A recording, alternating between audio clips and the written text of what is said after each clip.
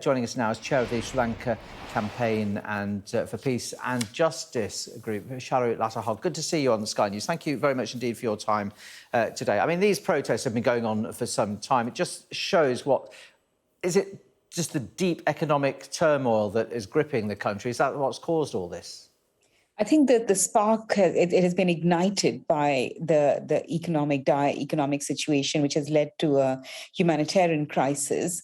But underlying this sentiment, that the main rallying call has been Gotha Go Home, which is about President Gotabaya Rajapaksa leaving office and giving up power. So it is really an assertion by the Sri Lankan people to take away power from those who they do not consider accountable, who they do not trust anymore, and that has been the sentiment behind these protests.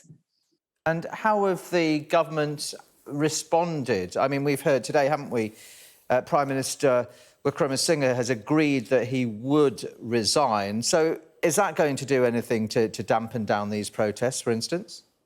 The main rallying call, as I said before, was about Gotabaya Rajapaksa, who continues to demonstrate the continuation of the Rajapaksa's dynasty's authoritarian rule or control over the country since 2005. So certainly Ranil Wickremesinghe giving up his seat or giving up his position as Prime Minister is a symbolic gesture, but that doesn't really appease the majority sentiment in the country. So they really want movement from the president, action from the top of all this? Exactly. They want the president to go. But also, I don't know if you've seen the news that there has been, the protests have now sort of turned violent, and we've seen an attack on the Prime Minister's residence. It has been set on fire. Set on fire, yes. That's right. And that's kind of really a step that I think all of us watching Sri Lanka and concerned about Sri Lanka from a distance have been fearing all along, that any kind of escalation, any kind of violent turn of the protests could then lead to an authoritarian repression. The military is in standby, and we will potentially, this situation could turn horrific. Is this what we are really looking at? And can anything be done to reverse this? Simply the president come out and give a statement, for instance?